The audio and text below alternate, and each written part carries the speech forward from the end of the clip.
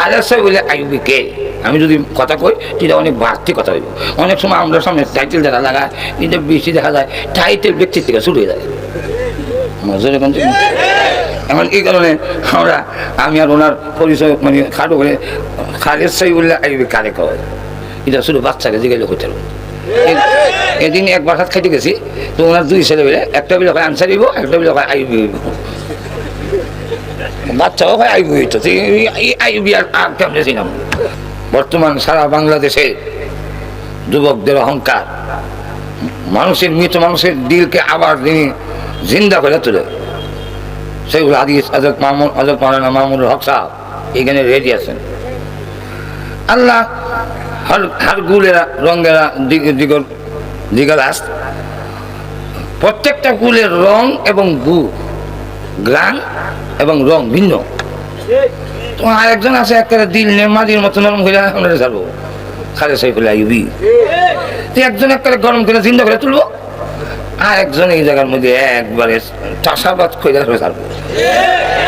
সব আইসে বিজয় রয়েছে। আর আমি অসুস্থ মানুষ, এই কারণে আমাদের দেশে একটু জমাইয়া দিতাম, বুঝলেন না? কোন সময় বলবো আমি শেষ। আমাদের দেশে দুধের মধ্যে হানি দিয়ে বিক্রি করা তো সুন্নাত নাকি? দুধের মধ্যে হানি দেওয়া বলেন তো জায়েজ নেই না? জায়েজ না? 1000 বার জায়েজ। দুধের মধ্যে হানি দেবেন 1000 বার জায়েজ। আমার গড়ে খানিওয়ালা 10 জন আমার গায়ে দুধ দিয়ে এসে এর মধ্যে হানি না দিলে আমি কেমন বলবো? 1000 বার দেন, না জায়েজ না। দুধের মধ্যে হানি দিয়ে দুধ করে বিক্রি করা হারাম। যে লোকটা অর্ধেক পৃথিবী যার আঙ্গুলে চলে, খালি মানুষ না জমিন পর্যন্ত চলে। ভূমিকম্প শুরু হয়েছে উমর নামাজে, সালাম ফিরে লাড়ি দিয়ে আঘাত করে তোর তো সাহস কম না। আল্লাহ নবী তোর পেটে ঘুমাইয়াছেন, আবু বকর সিদ্দিক সাহিত্য, আর আমি তোর পিঠে নামাজ পড়ছিলাম, তুই যে লানা মারলি, আমার যে নামাজের ধ্যানটা নষ্ট হইল না। এই যে বন্ধ হোক হয়েছে, আজও পর্যন্ত মদিনায় আর ভূমিকম্প হয় নাই। গোলাম আহমদ কাদিয়ানী তার চৌকদুস ছবি আছে, দেখবেন যেমন ঘুমাই দিছে।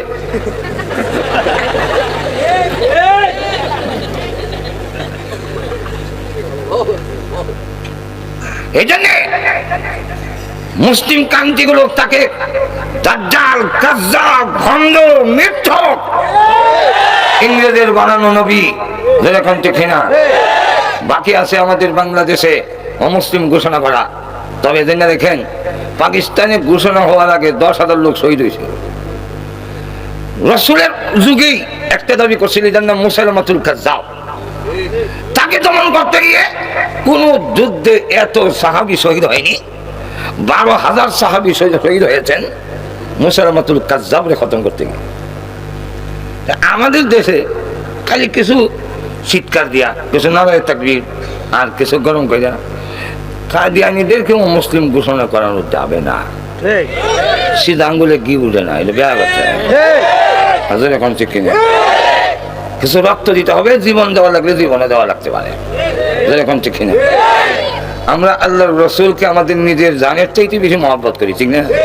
এখন রাসূলের ইজ্জত রক্ষার জন্য প্রয়োজন যদি হয় শরীরের কাটা রক্ত দেওয়া লাগে দেওয়ান, যদি প্রয়োজন হয় জীবন দিতে হয়, আমি দেওয়ার জন্য প্রস্তুত। আপনারা কারা প্রস্তুত? জুস আছে দেয়। আমরা সরকারের কাছে দাবি জানাই যে আপনারা আমাদের কোন দাবি আপনারাই নেন, এমপি মন্ত্রী আপনারাই হন, আমরা এগুলোর দরকার নাই। মন্ত্রী হওয়ার পেছনে, এমপি হওয়ার পেছনে আমাদের কোনো লোভ নাই। কেন? মন্ত্রী এমপির চাইতে ভালো অবস্থা নিয়ে এমনি আসি। এমন একটা মাহফিলে কোন মন্ত্রী আসতে পেলে আগে 5 লাখ টাকা দিতে খাইবো যারা, আবার পরে আরো কত লাখ না কোটি দেওয়া লাগে, তার কোনো সীমা নাই। ঠিক না? আর আমরা প্রত্যেক দিন মাহফিলে 2টা 3টা 4টা মাহফিলে তো আমি যাই, 5টা 6টাও আছে। আজকে একটু কম আর কি। এমন লক্ষ্য করে দেখেন যে এই অবস্থায় আধা মাইল দূর থেকে আমাদের নেয় আগমন স্বাগতম, শুভেচ্ছা স্বাগতম, লাল গোলাপ, খালা গোলাপ যা আছে সব দিয়ে নেয়। আমার একটা কথা লাগে না। ভালো ভালো খাওয়ায়, সবচেয়ে উন্নত মানের খাবার খাওয়ায়। বিদায়ের বেলা পকেটে কিছু দেয়, দিয়ে আমার ফিরের মধ্যে 3টে মোড় দেয়। আমরা টাকা কম দিলেও ইজ্জত দেয়, আর যাদেরকে বেশি টাকা দেয় ঠিক হয়, কিন্তু কিল গোতা দেয়। তো আমরা যারা কিল গোতা খাইতে রাজি না, টাকা কম দিয়েন, কিল গোতা দিয়েন না। আর এক শ্রেণীর লোক আছে যে কিল গোতা যা দিবার দিয়েন, টাকা দেন।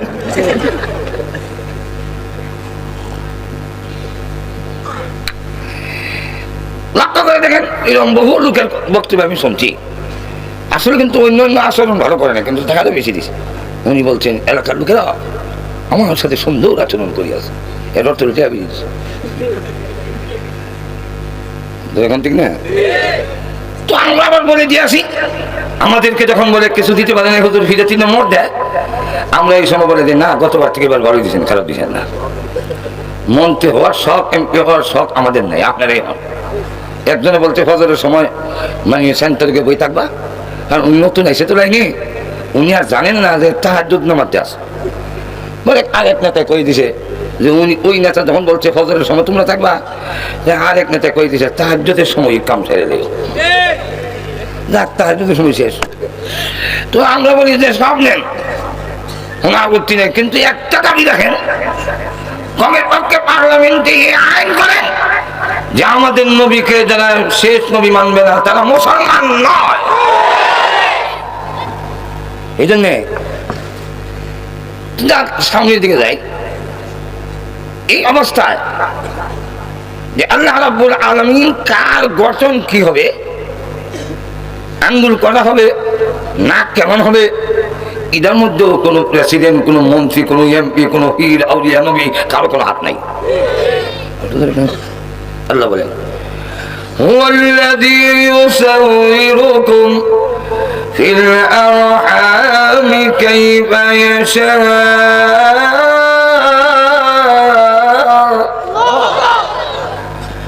আল্লাহ বলেন তোমাদের মার পেলে কার সুরত আকৃতি কেমন হবে এটা আমার ইচ্ছার উপরে। আল্লাহর যেমন চাই ইচ্ছা এমনই হবে। যদি মানুষের ক্ষমতা থাকতো যে আমেরিকার বড় প্রেসিডেন্ট 2 বারের বারাক ওবামা, তার ছেলে মেয়েরই এত কালো হইতো না, তার ছেলে মেয়ে এত কালা বাতি দিয়েও বলা হয়ে দেখা যায় না। তো লক্ষ্য করে ফেরেশতারা বলেন প্রভু ছেলে বানাবো না কি মেয়ে বানাবো, আঙ্গুল 20 হবে না 22টা। রব্বুল আলামিন চোখের সেন্টারটা ঠিক মতে বসাবো, নাকি একটু একটু বেশ কম করে দিব। আল্লাহ রব্বুল আলামিন বলেন ফেরেশতারা আমার নতুন করে বলার কোনো প্রয়োজন নাই, সে মার পেটে যাওয়ার 50,000 বছর আগে, আপনি আমি মার পেটে যাওয়ার 50,000 বছর আগে আল্লাহ রাব্বুল আলামিন বলেন ও ফেরেশতারা লোকে মাহফুজের বউদের দিকে তাকায় দেখো, আমি আল্লাহ তার টাকছার তার ছবিটা সেখানে লটকাই রেখে দিয়েছি। তাহলে লক্ষ্য করেন সবগুলো লৌহে মাহফুজে আছে। তাফসীর ইবনে কাসিরের মধ্যে আরেক হাদিস এনেছেন, হাদিসটা হলো আল্লাহ নবী বলেন আমার আগে যত নবী রাসূল দুনিয়াতে এসেছেন, কারণ আপনি আমার নবীর পরে আর কোন নবী নাই, কিয়ামত পর্যন্ত আর কোন নবী নাই। আমাদের আগে নবী, আমাদের নবীর আগে নবী, আমাদের নবীর পরে আর কোন নবী নাই। রাসূল বলেন আনা খাতামুন নবিয়্যিন লা নবিয়্যা বাদি, আমার পরে আর নবী নাই, আমি শেষ নবী। নবী আসবে কিভাবে? নবুয়তের আসন খালি হইলে না আরেকজন বইতে পারে। মনে করেন এই আসন খালি, এখন ইচ্ছা করলে একজন এসে বসে পড়তে পারে, কিন্তু আমি যে বসা এই জায়গা আমি না উঠলে কেউ বসতে পারবে না। যদি বলেন ঠিক কিনা? আল্লাহর নবীর নবুয়তের আসন, প্রধানমন্ত্রীর আসন যদি না ছাড়ে কিয়ামতের আগেও এই জায়গায় কেউ বসতে পারবে না যদি উনি না ছাড়ে। আসলে এখন না সব আসতে খালি ইশারা দিল, ব্যাখ্যা দিয়ে এখন লাগে নাকি? আসলে এখন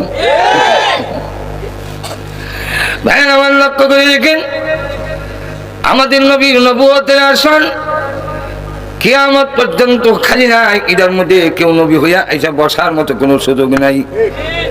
এক্সাম্পল হলো বন্দর থেকে বাদ ছাড়ে যাবেন যাত্রাবাড়ি, দেখবেন বাসের মধ্যে উঠলেন 10টায় ছাড়ার কথা, কিন্তু গাড়ি 10টার সময় স্টার্ট দিয়া একবার সামনে যায় একবার পিছনে আসে, একবার সামনে যায় একবার পিছনে আসে।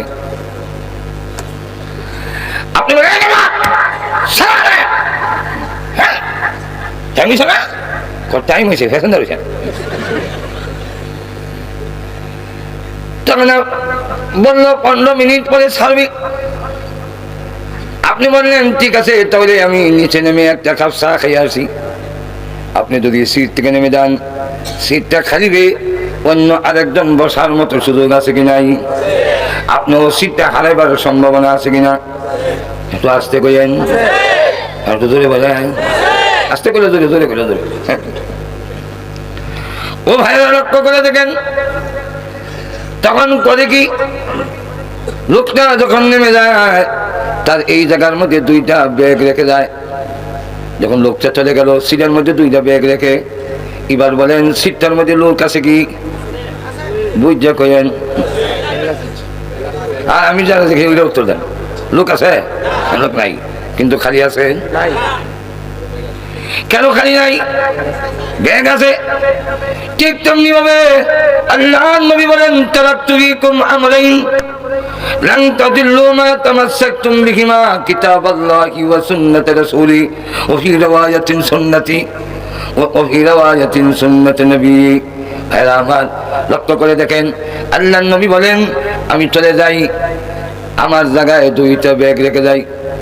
একটা ব্যাগের নাম, যদিও হাদিসে ব্যাগ শব্দ নাই, আমি আপনাদের বোঝাবার জন্য বলছি। আল্লাহ রসুল বলছেন আমি চলে যাই 2টা জিনিস রেখে যাই। এই 2টা জিনিস 2টা ব্যাগ। আল্লাহর রসুল বলেন একটা ব্যাগের নাম আল্লাহর কোরআন, আর একটা ব্যাগের নাম আমি রসুলের হাদিস। রসুলের নবুয়তের আসলে যদিও চলে গেছেন, 2টা ব্যাগ রেখে গেছেন কোরআন আর হাদিস। এবার বলেন যদিও পৃথিবীতে নবী নাই, কিন্তু নবীর আসন দেখালি নাই কেন? আল্লাহর নবীর নবুয়তের আসনে 2টা ব্যাগ রাখা। এখন দেখবেন আমাদের সমাজের কিছু লোক আছে ঘাট তেরা, হ্যাঁ দেখা বুঝি দুনিয়া ধ্বংস তো হ্যাঁ শুধু হইতো না মাঝের এখান থেকে না, ইসলাম ধ্বংস হ্যাঁ শুধু হইতো না, আর তো দেখান তাবলীগ ধ্বংস হ্যাঁ শুধু হইতো না, আর তো দেখান এরকম কিছু ঘাট তেরা লোক আছে। এরা ইচ্ছা দোকান দেখি লোক নাই 2টা ব্যাগ, এমনি ব্যাগ গুলা নিচে নামাইয়া হ্যাঁ বোঝা যায়।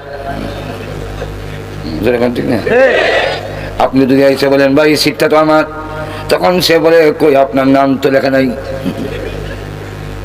যদি বলেন 2টা ব্যাগ রেখে গেছি, তখন সে জবাব দেয় ব্যাগ রেখে আপনি নেমে যাবেন, সিট কিটা কিনা দিয়েছেন নাকি? এটা কয় ঘাট তেরা, যেরকম ঠিক কিনা? এই ঘাট তেরা যদি আইসা সিট থেকে ব্যাগ নামায় হয়, এই কারণে আপনি ডাইনে বামে দেখা যখন দেখলেন ডাইন দিকে একজন বড় আল্লাহওয়ালা লোক বসা, আপনি তখন বুঝতে পারলেন এই লোকটা ব্যাগ চুরি করবে না, দায়িত্বটা ঠিকভাবে পালন করবে। তখন ডাক দেয়া কয়, ডাক দিয়া বলে হুজুর আমার সিটটার দিকে একটু খেয়াল রাখেন, ঘাট তেরা নিয়ে আগে যেরকম ঠিক কিনা? এখন কোনো ঘাট তেরাইলে এমনি দেখবেন ধমক দিয়ে খালি দলে রাখবে না, যেরকম ঠিক কিনা? ঠিক তেমনি হবে আল্লাহর নবী বলেন আমি চলে যাই, আমার এই জায়গা থেকে কোরআন হাদিসের কিতাব 2 ব্যাগ নামাবার জন্য কিছু ঘাট তেরা দুনিয়াতে আসবে। আর তো দেখুন না এই ঘাট তেরা কি করবে? 1 নম্বর হলো এদের দ্বারা হাদিসে উল্লেখ করেছে তাহরিফ আল গালিন, এরা সীমা লঙ্ঘনকারী, এরা পরিবর্তন করবে আল্লাহর বিধানকে। নবী কইছে একটা, হ্যাঁ কয় আর একটা। আল্লাহর নবী বলেন কোরআন না বুঝতে পারলেও সওয়াব হয়, আর এমন ঘাট তেরার জন্য হবে যে বলবে কোরআন বুঝতে পারলে ওয়াজিব, না বুঝতে পারলে গুনাহ হয়। এটা হলো ঘাট তেরা। আর তো ধরে গান ঘাট তেরা ভাই আমার। 2 নম্বরটা হলো ইন্তিহালুল মুবতিলিন, কিছু বাতিলপন্থী হবে এদের স্বার্থ হাসিল করার জন্য ইবাদতের লাইন চুরি করে ফেলবে। 3 নম্বর আরেকটি দল হলো তাউইল আল জাহিলিন, এরা জাহিল হইয়া উল্টা পাল্টা, এরা আলিম হই না, মুখে যা যায় তাই কয়, মাঝে কম ঠিক কিনা? এরা দেখা যাক কোরআন আল্লাহ বলছেন একটা, এরা কয় একটা। এক লোক মানুষদেরকে বলতেছি কবরে এমন আযাব হবে পল্লা দিব শালি, এরপরে দিব নাড়া, নাড়া দিয়া দিব জাতা, জাতার চুলে মানুষ কইব ভেবে হবে জাহিদের গোষ্ঠীরা। আল্লাহর নবী বলে আমার পরে এমন কিছু ঘাস তেরা লোক তৈরি হবে, এরা আমার রেখে দেওয়া কোরআন আর হাদিসকে শির থেকে নামায় ফেলবে, নামায় আমার আসন দখল করার চেষ্টা করবে। তাই আল্লাহ নবী বলেন আমার উম্মতের মধ্যে যার প্রতি আমার বিশ্বাস এরা হলো উলামায়ে কেরাম। তাই আল্লাহ নবী বলেন উলামায়ে কেরামরে দায়িত্ব দেয়া গেলাম, কিয়ামত পর্যন্ত তোমরা খেয়াল রাখবা আমার আসনের মধ্যে কেউ যেন কোরআন কিতাব শোনাইয়া নিজে বইতে না পারে।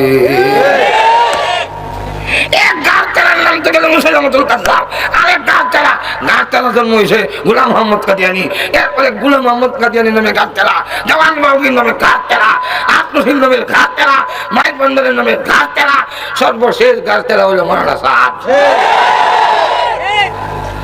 এই ঘাট তেরাদের হাত থেকে কোরআন এবং সুন্নাহকে হত্যা করার জন্য কিয়ামত পর্যন্ত আল্লাহর নবীর পক্ষ থেকে জিম্মাদারি দিয়ে গেছেন উলামায়ে কেরামকে। ওলামা এই দিকে ইতিহাসে গেলে লম্বা হয়ে যাবে, তাই লক্ষ্য করে দেখেন আল্লাহর নবী বলেন আমার আগে যত নবী রাসূল এসেছেন সমস্ত নবী রাসূল উম্মত আমার সঙ্গে দেখা করেছেন, আমার সঙ্গে মুসাফা করেছেন। কোন জায়গায় হাদিসের মধ্যে জায়গার নাম উল্লেখ নাই, তাই মুহাদ্দিসিনে কেরাম বলেন হয়তো সামনের যুগে আর না হয় মেরাজের রচনীতে নবীজি বলেন আমি তাকায়া দেখি কোন নবী 80 জন উম্মত, কোন নবী 40 জন উম্মত, কোন নবী 20 জন উম্মত, কোন নবী 10 জন, কোন নবী 5 জন, কোন নবী 9 জন, একজনও নাই। হঠাৎ করে তাকায়া দেখি 6 লক্ষ উম্মত পিছনে, নবী আগে, তাদের পায়ের আঘাতে ধুলাবালু অন্ধকার হয়ে যাচ্ছে। আমি বললাম প্রভু গো উনি কোন নবী?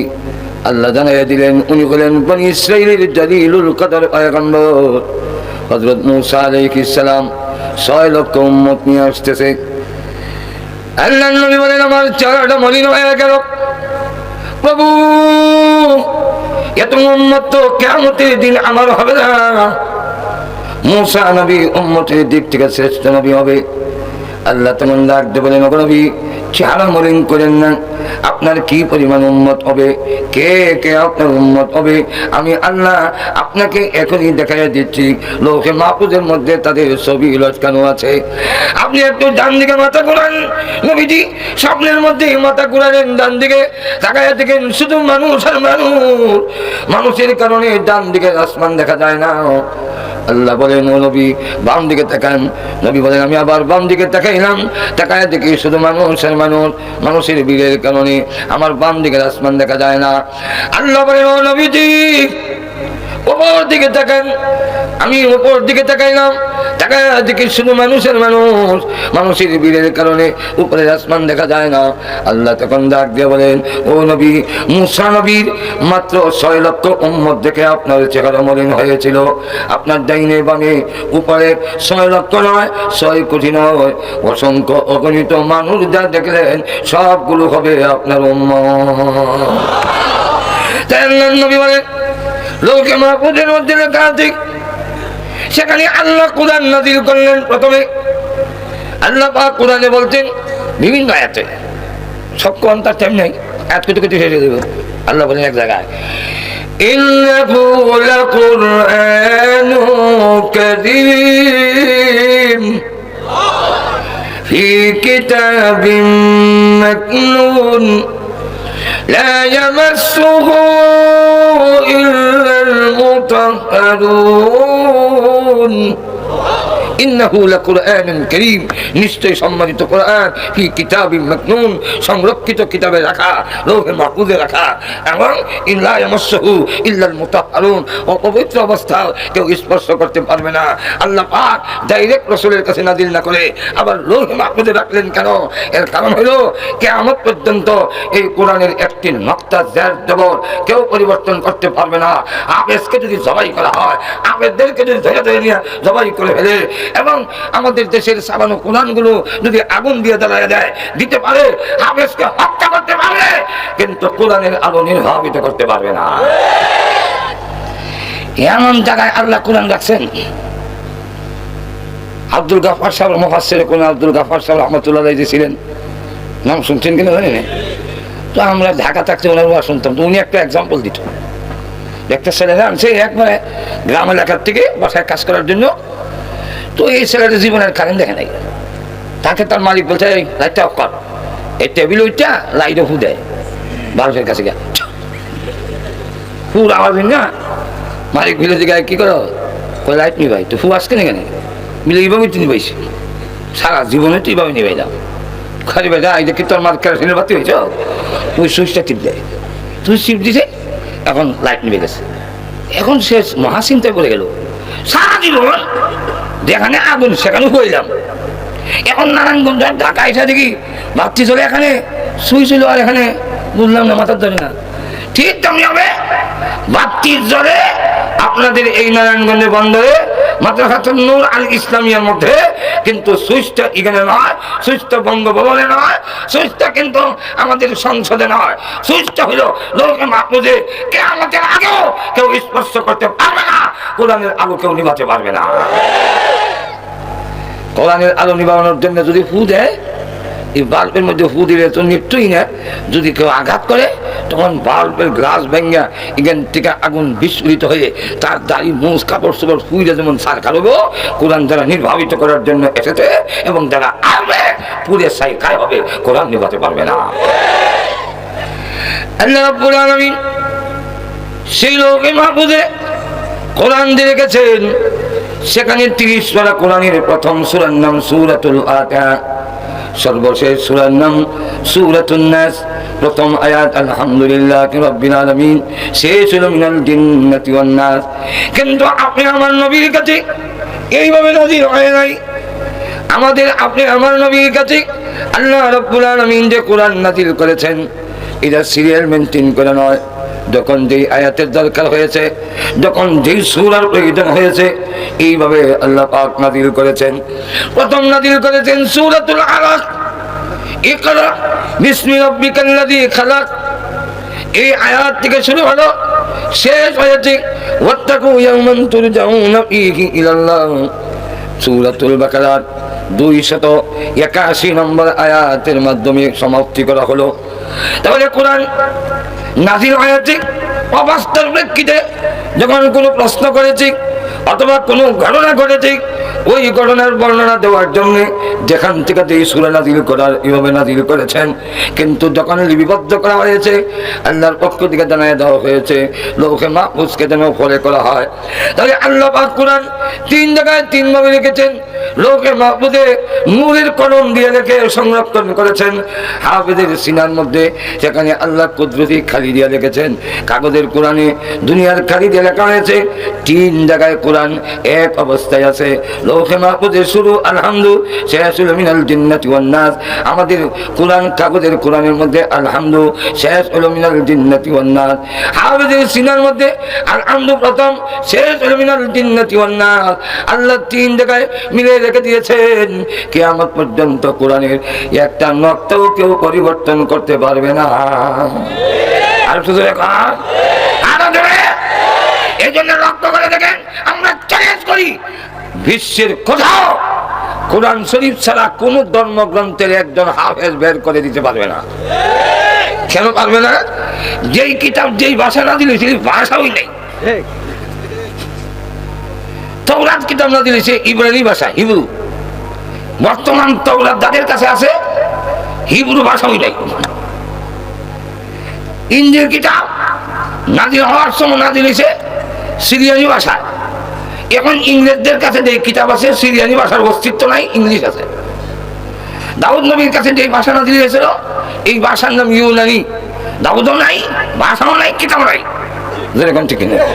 আর আমাদের নবীর কাছে নাযিল হয়েছিল কোরআন, ভাষা হইল আরবি। নবী নাই, কিতাব এখনো আছে, উর্দু হয় নাই, বাংলা হয় নাই, ইংলিশ হয় নাই, নাগরি হয় নাই, ফার্সি হয় নাই। যেই ভাষায় নাযিল হয়েছিল সেই ভাষার একটা নক্তা দেশ জবর পরিবর্তন হয় নাই, হবে না, হতে পারে না। এখন আসুন আমার তেলাওয়াত কিছু আয়াত এত গুরুত্বপূর্ণ। মানুষের ব্যক্তিগত জীবন, মানুষের পারিবারিক জীবন, মানুষের রাষ্ট্রীয় জীবন থেকে নিয়ে আন্তর্জাতিক জীবন, অর্থাৎ জীবনের সর্বক্ষেত্রে আর মিডিয়া নিয়ন্ত্রণ করা সম্ভব নয়, পুলিশ দিয়ে নিয়ন্ত্রণ করা অসম্ভব নয়। ঘুমাই গেছে না, এটাকে আরো ওয়াজ করে কম লাগবো। পুলিশ দিয়ে নয়, কিন্তু আমার আয়াতের পরিপূর্ণ শিক্ষা, প্রশিক্ষণ, দীক্ষা যদি দেওয়া হয়, আল্লাহর কসম করে বলি, শুধু আমার মুখের বক্তৃতা নয়, বাস্তবতাও তাই। আল্লাহর নবী 47 বছর লাগে নাই, মাত্র 23 বছরে এই অবস্থাটা যখন বুঝাইতে সক্ষম হয়েছিলেন, 23 বছরে সোনার দেশ হয়ে গেল, মানুষগুলো সোনার মানুষে রূপান্তরিত হয়ে গেল। কিন্তু আমাদের দেশ 47 বছরের ভিতরে সোনার দেশ আর সোনার দেশ হইল না। কত নাম বদলাইল। একবার সোনার বাংলা গান গাইলাম, আমার সোনার বাংলা আমি তোমায় ভালোবাসি, সুযোগ পাইলে বাস না দিয়া রোড ঢুকাইয়া দেয় সোনার বাংলা। মাজুর এখন থেকে সোনার বাংলা খুব ভালোবাসি। পরবর্তীতে আরেকজনে কয় বদলাও সোনার বাংলা, সবুজ বাংলা। সবুজ বাংলাও পরিবর্তন হলো না, জিনিসের দাম কমে না, চুরি কমে না, ডাকাতি কমে না, এই যে কমে না, বরং দিন দিন অবনতির দিকে যাচ্ছে। এমন অবনতি হলে আরেকজনের কয় না না বদলাও, কিটা বদলাইতাম, নতুন বাংলার গান গাও। নতুন বাংলা গেল, কমে না। আরেকজনের কয় না না এখন স্বপ্নের বাংলা, স্বপ্নে খাল দেখে, ব্রিজ দেখে, স্বপ্নের চুক্তি দেখে স্বপ্ন বাস্তবায়ন করতে হবে। স্বপ্নে পদ্মা ব্রিজ দেখে, স্বপ্নে যমুনার ব্রিজ দেখে, স্বপ্নে দেখা যায় এই যে শীতলক্ষ্যা নদীর উপরে ব্রিজ, কত রকম স্বপ্ন দেখে স্বপ্ন বাস্তবায়ন করতে হবে। একদিন আমি বক্তৃতা শুনে আসতে লাগলাম, দেখি এক নেতায় বক্তৃতা দেয় স্বপ্ন বাস্তবায়ন করতে হবে। আমি যখন আসি, আরো দিন থেকে বলছে আপনি আসেন কেন? আমি বললাম এই বাজার বক্তৃতায় আমার শিশুকালের কথা মনে হয়ে গেল। শুধু সময় দেখছি আমি স্বপ্নে কত সুন্দর পেশাবখানা, আর আমি যখন পেশাব করে দিলাম এমনি দেখি কেতা বিদায় দিয়েছি, আর আব্বা কত খিল আর লাত্তি উঠা দেখাই লোকে বিছনার মতি জ্ঞান। আমি না বিছনার তো আমি মতি নাই, ও বিদায় দিয়েছি, এর ফলেও না করে যতই বিদায় আমি না করি, মা কয় ইয়ে তো ইয়ে তো মায়ের খেয়ে না করস কেন, কেটা দিবি তাহলে হতে না করস কেন। তখন মায়ের কাছে করলাম না গো, যতই মারেন মারতে পারেন, আমি কিন্তু মুঠবার সময় খেতা দেখি নাই। আসলে বলছি কিনা, স্বপ্নে দেখতে বন রুড়ি গেছে, ঘুম থেকে বাজা কয়া থেকে বলেছে তুলা ঠান্ডাই না মুখ ঢুকাইয়া দিছে। সমান যদি বাস্তবায়ন করণ লাগে, তুলা খাইয়া মরতে হইব, বিছনার মধ্যে মতন লাগবো। হলো না। আরেকজন হয়েছে আবার কয় না, এবার 60 দলীয় বাংলা, 60 দলীয় বাংলায় দুর্নীতি কমে না, আর চুরি ডাকাতি কমে না, দর্শন অপহরণ করে না, বোমা পুরানি কমে না, একসাথে 66 জেলার মধ্যে বোমা পুড়ে। নজর এখান থেকে না। এরপরে এলো মহাজুরের বাংলা, এরপরে উন্নয়নের জোয়ার ইয়ে হলো, গণতন্ত্রের উন্নয়ন হয়ে গেল এত উন্নত যে এখন বড় আমরা আরামে আছি। এক লোক জিজ্ঞাসা করলো রুগীকে ওষুধ দিয়া, বিকালবেলা যখন বন্দরে যে দেখা হইলো তার বাতিদার সঙ্গে, জিজ্ঞাসা করে তোমার স্বাস্থ্যের অবস্থা কেমন? বলে আলহামদুলিল্লাহ খুব ভালো, অনেক উন্নতি হয়েছে। বলে কেমন উন্নতি? ডাক্তার তো খুব খুশি। কেমন উন্নতি? জবাব দেয় অনেক উন্নতি। খস না কিরম উন্নতি? বলে আগে তো টয়লেটে গিয়ে পায়খানা করতো, এখন বিছনাত করে। বলে যে উন্নতি কেমন হইলো? কয় টয়লেটে তেমন লাগে না। আমাদের গণতন্ত্রের উন্নতি হয়েছে। কেমন উন্নতি? আমাদের সেন্টারে তেমন লাগে না, বুঝ এমনি শেষ হয়ে যায়। এটা উন্নতি এখান থেকে না। এই উন্নতি 47 বছরে বন্ধ হয় নাই, আরো 47 যুগ দিলে বন্ধ হবে না। বন্ধ হইতে গেলে আল্লাহর নবী এইভাবে বন্ধ করেছিলেন। আমার তেলাওয়াত কিন্তু আয়াত, ওয়াত্তাকু ইয়াওমান তুরজাউনা ফীহি ইলাল্লাহ, তোমরা ওই দিনকে ভয় করো যেই দিন তোমরা সকলে আল্লাহর কাছে ফিরে যাবে। এখানে যারা আছেন সবার কাছে জানতে চাই, আপনারা কি একদিন আল্লাহর কাছে ফিরে যাওয়ার বিশ্বাসী? আরো জোরে। আমাদের দেশের প্রধানমন্ত্রী যেতে হবে, প্রেসিডেন্ট, এমপি, মন্ত্রী দুধ বেছেন না, ওই যে ম্যাঙ্গো জুস, নজর এখান থেকে না, কি জুস বেছে? ম্যাঙ্গো জুস বেছে। আল্লাহর কসম, আমার তেলাওয়াতের আয়াত জান্নাতের ভাব যদি দিকটা ভিতরে যায় আল্লাহর আদালতে জবাব দিতে হবে। এই ভয়টা যদি পরিপূর্ণ আসে তাহলে মিষ্টি কদুর মধ্যে আমের সেকারিন দিয়া কোনোদিন ম্যাঙ্গো জুস খাওয়াবে না। খাওয়াবো তোদের এখন খাওয়াবে নাকি? লক্ষ্য করে দেখেন ভাই আমার, আমিরুল মুমিনিন হযরত ওমর রাদিয়াল্লাহু আনহু তিনি সফরে হাঁটতে হাঁটতে পাহাড়ের কাছে গেলেন। গিয়ে দেখেন তিনি একটি নিগ্রু, একটা কালো ছেলে বকরি রাখালি করে, ছাগল রাখালি, মেষ রাখালি। বলল, ওরে রাখাল, আমাদের কাছে টাকা আছে কিন্তু খাবার নাই, তোর ছাগল বকরি দে, আমরা একটু দুধ পান করি। রাখাল জবাব দিল, আমি মালিক নই, আরেকজনের ছাগলের দুধ আপনাকে কেমনে খেতে দিব? হযরত ওমর বলেন, ঠিক আছে, তাহলে একটা ছাগল আমার কাছে বিক্রি করে দে, আমি টাকাটা দেওয়া যাই। তখন রাখাল ছেলে কয়, আমি মালিক না, আরেকজনের জিনিস আমি কেমনে বিক্রি করব? মালিককে কি হিসাব দেবো, কি জবাব দেবো? হযরত ওমর শিখাইয়া দেয়, মালিককে বুঝাবি পাহাড় থেকে একটা ভাগ এসে হামলা করে নিয়ে গেছে, ইমন নেয়, মালিককে মানবে, এটার মধ্যে আপত্তি করবে না, আর আমিও কারো কাছে বলবো না, কারণ আমিও পুরা দাম দিতাম না। চুরির মাল যারা রাখে পুরা দাম দেয় না। বোঝা যায় আপনারা এই কারবার করছেন, আমি নিজেও করছি। ঘর থেকে নিয়ে ধান বিক্রি করতাম বুট বাদাম খাওয়ার জন্য দোকানে। জিজ্ঞাসা করলাম, চাচা কত হয়েছে দাম? 10 টাকা। ইয়ে তুলি দাম দিলাম 10 টাকা। কোন কেন? কত করে মন ধরছেন? 150। কালকে বেচাইলো 300, আপনি 150 কোন কেন? বেশি কথা বলে কই দেব। তখন কইতাম, দেন যা দিবার দেন জ্বালায়। তখন বলছি, চুরির মাল পুরা দাম পাওয়া যায় না। মাঝে এখন ঠিক কিনা? যেই মাত্র এই কথা বলছি, ছেলেটি হযরত ওমরের দিকে তাকায় বলেন, খাসলত যদি এখনো বদলাও নাই, কোরআনের শিক্ষা মনে হয় তোমার কাছে যায়নি। লম্বা তো কম হয়েছে না, লম্বা মানুষের এখন কিছু কম হয়, লম্বা করে লম্বা। এমন জঘন্য কথা আমাদের কেমনে শিক্ষা দিলে, কোরআনের আলোকে তোমার কাছে যায়নি। তখন হযরত ওমর না বুঝার ভান ধরে কয়, কোরআনের শিক্ষা কি?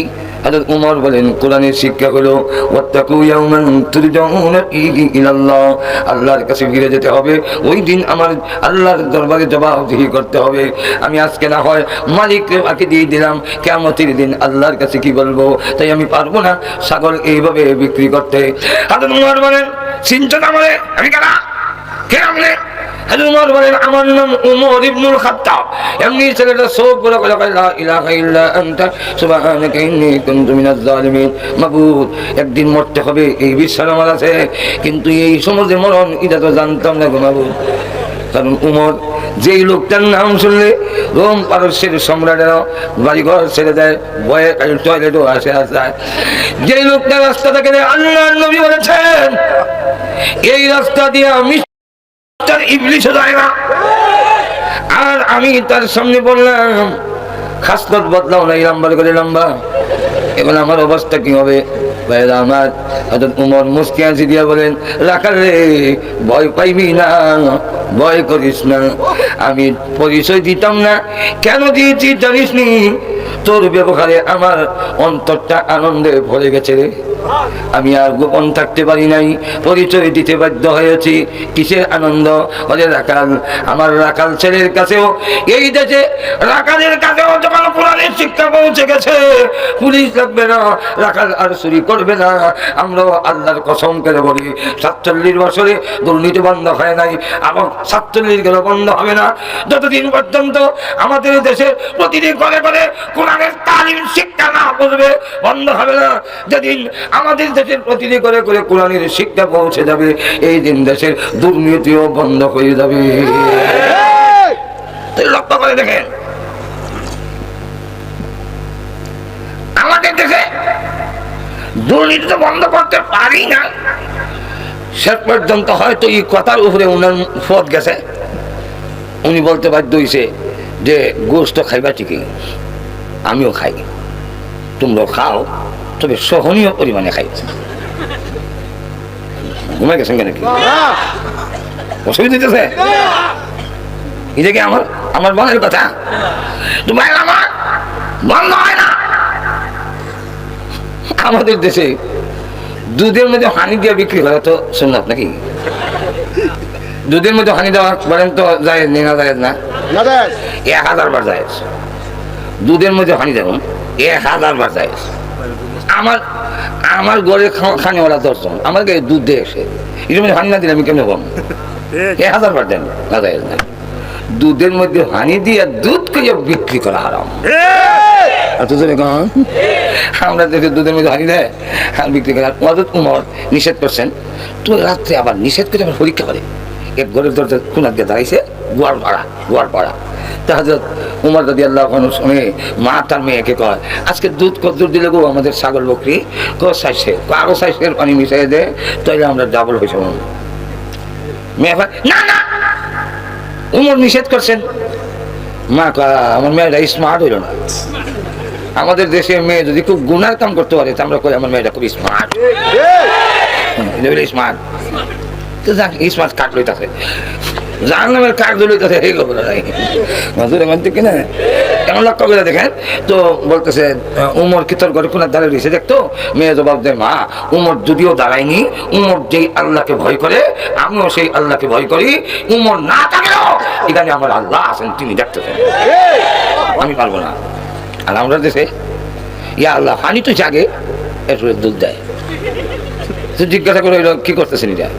কাজী নোয়াখালী হুজুরের কাছে মুড়ি দিছি, নোয়াখালী হুজুরের কাছে মুড়ি দিছি। হুজুরে কইছে তুই তো দুধের ব্যবসা করো, বুঝলে যে পানি দিস না কিন্তু এর লাগে আর দুধের মধ্যে পানি দেয় না, পানির মধ্যে দুধ।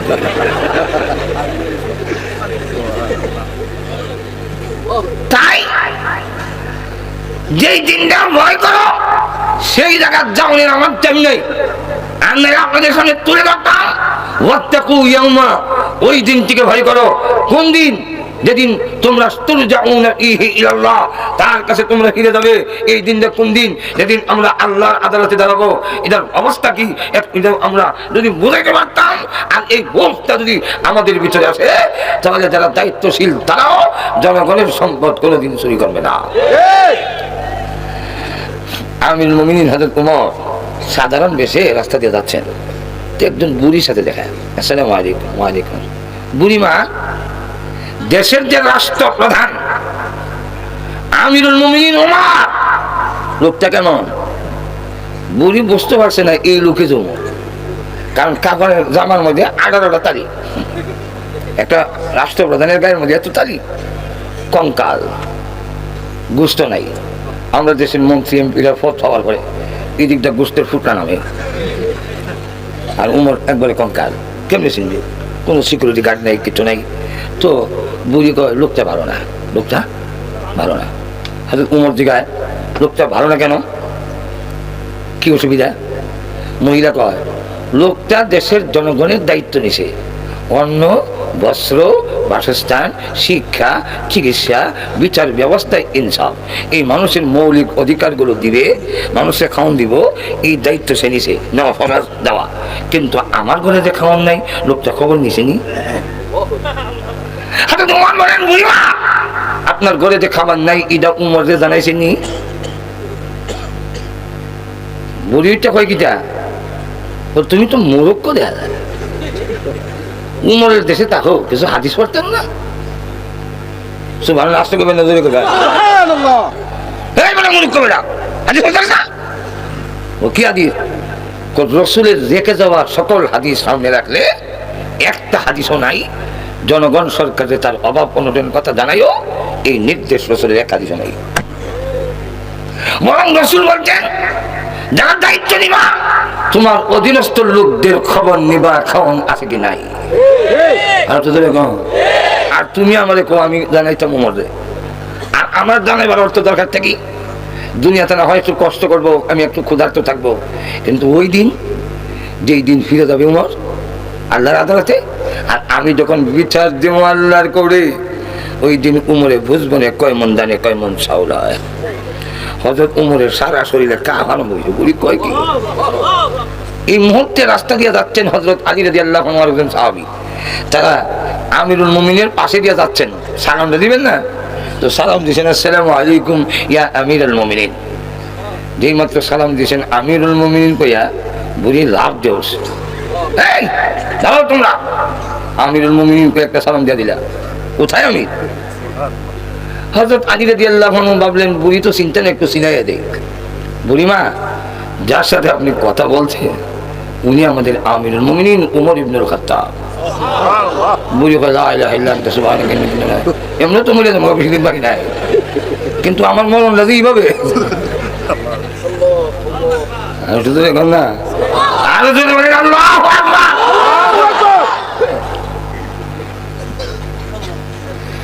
বুড়ি কয়টা কন্ত দিই, যে লোকটা অর্ধেক পৃথিবী যার আঙ্গুলে চলে, খালি মানুষ না জমিন পর্যন্ত চলে। ভূমিকম্প শুরু হয়েছে উমর নামাজে, সালাম ফিরে লালি দিয়ে আঘাত করে, তোর তো সাহস কম না,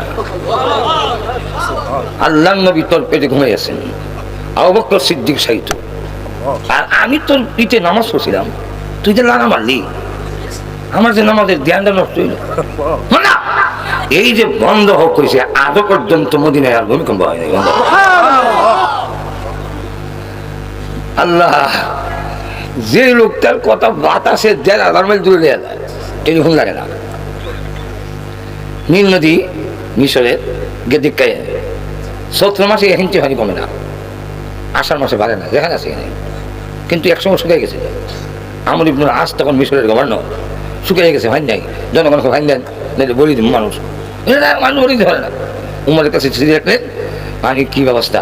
উনি জবাবে একটা সিঁড়ি দিলেন নদীতে, আর একটা সিঁড়ি আমর ইবনুল আসের কাছে দিলেন, এটা দিও নদীর কাছে পৌঁছাইয়া, নদীর কাছে পৌঁছাইয়া দিও। ঘুমাই গেছেন সিঁড়ির মধ্যে লেখা বিসমিল্লাহির রহমানির রহিম মিন জানিবে উমর ইবনুল খাত্তাব ইলা বাহরিন নীল। খাত্তাবের ছেলে উমরের পক্ষ থেকে নীল নদীর কাছে এই পত্র। আমার সিঁড়ি পাইতে দেরি হবে, পানি দিতে দেরি করো না। আল্লাহ আসতে করেন, বাড়িয়ে করেন আল্লাহ। যেই মাত্র এই কথা পাঠাইছেন সিঁড়ি দিয়া, লোকেরা শূন্য করে আশ্চর্য করবা, নদী কি তার লাজির ভয় হয়, এটা মানবে? উমর বলেন, আমর আজ বলেন, উমর যেহেতু আল্লাহ এবং তার নবীকে 100% মানে, নদীও তার কথা মানতে বাধ্য। সিঁড়িটা নিয়ে শুকনাতে রাখলেন বালুর মধ্যে, চরের মধ্যে। ওই আমর ইবনুল আস নদীর পারও উঠতে না উঠতে নদী ভরপুর। সেই লোকটার সামনে দাঁড়ায় এইভাবে বললো, এমনকার হযরত উমর পকেট থেকে তদানীন্তন সময়ের 500 স্বর্ণ মুদ্রার একটা থলি বের করলেন, স্বর্ণ মুদ্রা দিয়া বললেন, বুড়িমা, খোঁজ খবর নেওয়ার দায়িত্বটা আমারই ছিল, নিতে পারিনি, অপরাধ আমার, মাফ করেন, আর হাদিয়াটা গ্রহণ করেন। বুড়ি হাদিয়া গ্রহণ করলে দেখে, মাফ করছেন তো? বলে যে মা, আমি যাই গা। বলে না, আরো কিছু কথা আছে। বলে কি কথা? লোকটা ভালো না খারাপ?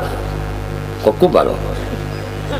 তা আমি এবার যাই, মহিলার উদ্দেশ্য ছিল কোনো রকমের জানলো হয়ে যায়, আমি যাই, মানে আরো কিছু কাম বাকি রয়েছে। বুঝলে কি কাম রইল আরো? বলে কিয়ামতের দিন যে বিচার দিবেন কইছিলেন, আরো কি বিচার দিবেন? আল্লাহু আকবার, আসতে পারেন আরো জোরে বলেন আল্লাহু আকবার। বুড়িমা এই যে কতক্ষণ আগে বললেন কিয়ামতের মাঝে আল্লাহর আদালতে বিচার দিবেন, বুড়িমা গো এবার বলেন উমরের বিরুদ্ধে কি কিয়ামতের দিন আরো কমপ্লেন দিবেন বিচার? বুড়ি বলেন না না, আর বিচার দিব না, তুই তো পেয়ে গেছি। উমরের সামনের থেকে সরে যাওয়ার জন্য বুড়ি তখন বলে, আমি চলে যাই। না গো বুড়িমা, আর একটু কাজ বাকি আছে।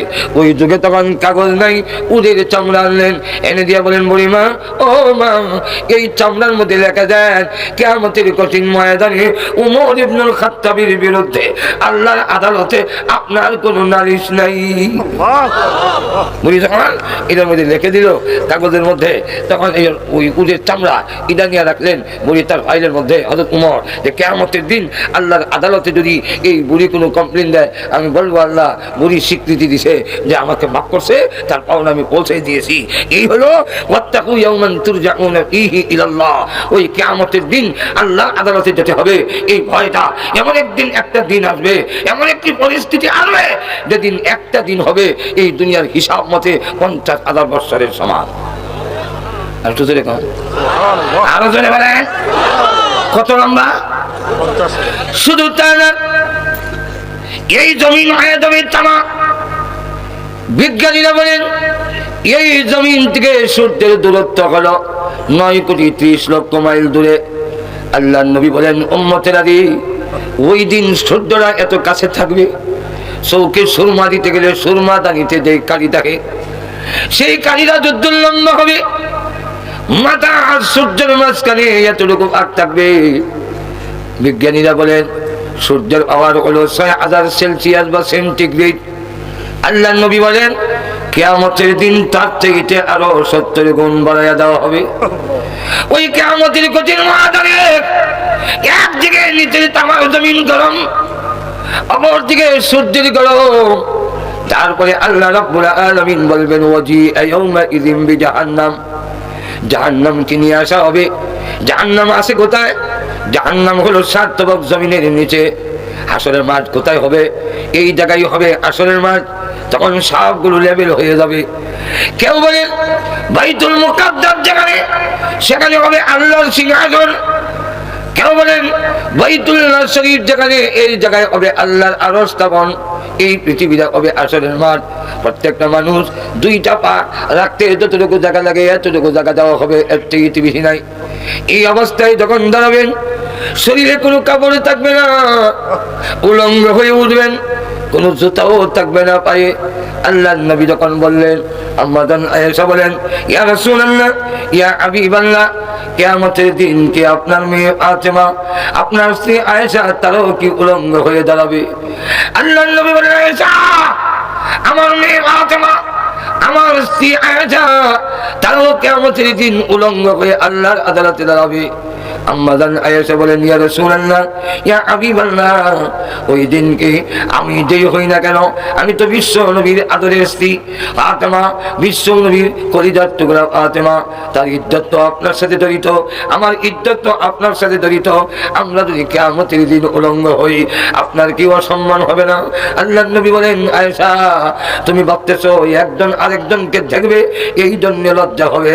ও আয়েশা, কিয়ামতের কঠিন ময়দান এমন একটি ভয়াবহ অবস্থা হবে, ওই দিন একজন আরেকজনকে দেখবে দূরের কথা, নিজের পরিধানে যে কাপড় নাই একটা লোকেরও খবর থাকবে না। সব উলঙ্গ বলতে বুঝলো। একবারে দুই পা রাখতে যতটুকু দরকার এতটুকু জায়গা দিল। জাহান্নামকে যখন টেনে আনবে, আল্লামা আশরাফ আলী থানভী রাহমাতুল্লাহ আলাইহি দেখেন জাহান্নামের ৩০,০০০ মাথা, প্রত্যেকটা মাথার মধ্যে একটা করে মুখ আছে, প্রত্যেকটা মুখের মধ্যে ৩২,০০০ করে দাঁত আছে, প্রত্যেক একটা দাঁত হবে উহুদ পাহাড়ের সমান। এইভাবে তার একটা নাক আছে, নাকের মধ্যে ছিদ্র করে রশ্মি লাগানো আছে। রশ্মির মধ্যে আল্লাহ কোরআনে বলেন, আলাইহা ৯৯ অন্যজন শক্তিশালী ফেরেশতা ধরে রেখেছে। এক একজনের আন্ডারে ৭০,০০০ করে থাকবে ছোট ছোট ফেরেশতা। ছোট ফেরেশতা কত বড়? এই কানের লতির থেকে কাঠ পর্যন্ত মাঝখানের পাকটা হবে ৭০০ বছরের রাস্তা। বড় ফেরেশতা তারা কত বড় হবে? এর মধ্যে একজনের নাম মালিক। ওই মালিক ফেরেশতা এদিকে তাকান, এই বিষয় একটা সাইড তো দিয়ে দেবো, কল্লা কোরআনের কোনো দরকার আছে? এদিকে থাকেন, সেরা তো দিন লই লম্বা করতাম না, সাইড দেবো। আমি খালি সাইড আসি কল্লা গুলাইয়া, কারণ লং টাইম আমাদের দিয়া সাইড রাখছে। এখন ফিনিশিং শেষ, লম্বা আলোচনা আর নয়। আমিও অপেক্ষা করতেছি কখন ওনারা আসবেন, আমি ছেড়ে দিব। এখন এবার আসেন শেষ অবস্থায়, জাহান্নামের নাকের মধ্যে রশ্মি, আলাইহা ৯৯ ১৯ ফেরেশতা। এই ১৯ মনে করেন না তাদেরকে আপনারা মেরে মাইদুরিয়া করে ছুটে যাবেন, এরকম না। এক একজনের আন্ডারে ৭০,০০০ করে আছে ৭০ ফেরেশতা। যে আল্লাহ নবী বলেন কানের লতি থেকে কাঠ, এই জায়গার গেটটা হলো ৭০০ বছরের রাস্তা। সব ফেরেশতা মিলে জাহান্নামকে যখন আনবে, আনার পদ্ধতি কি? মুফতি শফি ইসলাম রাহমাতুল্লাহ আলাইহি তাফসীরের মারিফুল কোরআনে উল্লেখ করেছেন, যতগুলো নদ নদী ছিল এক একটা নদ নদী দিয়ে জাহান্নামের জিহ্বা বের হবে। চতুর্দিক থেকে যখন গ্রাস করবে, আসরবাসীরা দেখবে সামনের থেকে জাহান্নাম আসতেছে, তখন বলবে পিছনের দিকে যাও। পিছনের লোকেরা দেখবে পিছন দিক থেকে জাহান্নাম আসতেছে, বলবে সামনে যাও। যখন ডান দিকের লোকেরা দেখবে জাহান্নামের আগুন ডান দিক থেকে আসতেছে, বাম দিকে চাপো। বাম দিকের লোকেরা দেখে জাহান্নাম আসতেছে, চতুর্দিক থেকে যখন গ্রাস করবে, হঠাৎ করে জাহান্নামের রশ্মিরা ফেরেশতারা ছুটে যাবে ফেরেশতাদের হাত থেকে। আর জাহান্নাম যখন অগ্রসর হবে নবীরা পর্যন্ত বলবে আল্লাহ উম্মত লাগবে না আমারে বাঁচাও, ওলি গাউস কুতুবেরা বলবে মুরিদ লাগবে না আমারে বাঁচাও, বন্ধরা ওই দিন বলবে আল্লাহ আমি কোনো পীর ছিলাম না, ফেরেশতা ফেলার জন্য আমি ভাগ্য ছিলাম, আল্লাহ আজকে আমারে বাঁচাও। মা তার ছেলেকে পরিচয় দিবে না, বাবার সন্তানকে পরিচয় দিবে না, স্বামী স্ত্রী একজন আরেকজনকে পরিচয় দিবে না। এমন পরিস্থিতিতে যখন শুরু হবে আল্লাহ পাক সকলের জবান বন্ধ করে দিবেন, কথা বলা বন্ধ করে দিবেন, ফেরেশতারাও কথা বলবে না, নবীও কথা কয় না, শুধু নফসি নফসি বলে। ওই সময় আমাদের নবী তখন বলবেন, প্রশংসা শুরু করে দিবেন, আনতা আকামুল আকিমিন, আনতা রাব্বুল আলামিন, আনতা রাব্বুস সামাওয়াতি ওয়াল আরদ, আনতা যুল জালালি ওয়াল ইকরাম। এমন প্রশংসা শুরু করবেন, আর এমন প্রশংসা কোনোদিন করেন নাই। আল্লাহ তখন বলবেন ইরফারাসাকা ইসফাল মান তুসাফা, ও নবী মাথা উঠান, আপনি সুপারিশ করেন, আজকের কিয়ামতের মাঠে আপনাকে কথা বলার জন্য অনুমতি দিলাম। রাসূল তখন বলবে আল্লাহ বিচারটা শুরু করেন, বিচারটা শুরু করেন। আল্লাহ বলবে না না বিচার দেখা হবে না, কারণ আমল নামা দেখলেই আমি তখন দেখবো কোথায় দিয়ার গড়ি নট আল্লাহ নাই, হ্যাঁ ভাইয়া একবারে হুতালিবার কথা মনে হবে। যদি দেখা যায় আমল নামার মধ্যে রমজান মাসের দিনের বেলা জেলের বেলা খাইছে আর কোথায় খাইছে যে কিতা হয়েছে কিতা হয়েছে, হ্যাঁ কি করার লাগে আমি দেখবই না। আল্লাহ যখন রসুল যখন দেখবেন দেখেই না, তখন একটা আমল নামা পেশ করবেন, আল্লাহ এটা দেখেন, যদি দেখার মতো হয়তো কেন দেন, যেই মাত্র আমল নামা দিবেন আর দেখা মাত্র আল্লাহর রাগ গুসার ঠান্ডা হয়ে যাবে, বিচার শুরু করে দিবেন। এই আমল নামা হলো হযরত আবু বকর সিদ্দিকের আমল নামা। ওই দিন যখন শুরু হবে তখন আল্লাহ শুরু করবেন লা তাজালু কাদামা ইবনে আদম হাত্তা ইউসআলা আন খামস। আল্লাহ পাঁচটা প্রশ্নের জবাব না দেওয়া পর্যন্ত শুধু করে দাও, আন উমরিহি ফিমা আফনা, তোমার জীবন আমি দিয়েছিলাম জবাব দাও, ওয়া আন শাবাবিহি ফিমা আবলা, আমি তোমার নৌজওয়ানি কাল দিয়েছিলাম, গাড়ি কটা ভাঙছিলে আর সেন্টার কটা দখল করছিলে হিসাব দেয় মজুর এখন ঠিক না। এরপরে বলবে ওয়া আন মালিহি মিন আইনা ইকতাসাবাহু, এবং আমি তোর মাল দিয়েছিলাম কেমনে কামাই করছিলে, সুদ খাইছিলে, দুর্নীতি করছিলে, গলাচি করছিলে, কোন করে টাকা কামাই করছিলে, অভিমা এনফাকাহু, কোন পথে খরচ করছো এটাও জবাব দাও, আর যতটুকু জানছিলা কতটুকু আমল করছিলা। ওই দিনের জবাব দিকে তার প্রশিক্ষণটা যদি অন্তরে সৃষ্টি করা যায় আল্লাহর কসম, তবেই আমাদের অবস্থার পরিবর্তন হবে। আর এই শিক্ষার নাম দ্বীনি শিক্ষা, এই দ্বীনি শিক্ষা ছাড়া এই জাতের অবস্থার পরিবর্তন হবে না, হতে পারে না। আল্লাহ পাক আমাদের সকলকে তৌফিক দান করুন। বর্তমান যুগে মানে শুদ্ধ যেমন আর ওয়াজ করে চিনেন লাগে না, খালেদ সাহেব বলে আইবি কে, আমি যদি কথা কই এটা অনেক বাড়তি কথা হইব। অনেক সময় আমরা সামনে টাইটেল যারা লাগায় এটা বেশি দেখা যায়, টাইটেল ব্যক্তির থেকে শুরু হয়ে যায় মজুর। এখন এই কারণে আমি আর ওনার পরিচয় মানে খাটো করে খালেদ সাহেব বললে আইবি কারে কয়, এটা শুধু বাচ্চাকে জিজ্ঞেস হোটেল। এদিন এক বাসাত খাইতে গেছি, তো ওনার দুই ছেলে বলে, একটা বিলে হয় আনসার হইব, একটা বিলে হয় আইবি হইব, বাচ্চাও হয় আইবি হইতো, আইবি আর কেমনে ছিলাম মাঝে এখান থেকে। আল্লাহ পাক আমাদের তৌফিক দেখ, সকলে বলেন আমিন। ওয়া আখিরু দাওয়ানা আলহামদুলিল্লাহি। আসসালামু আলাইকুম।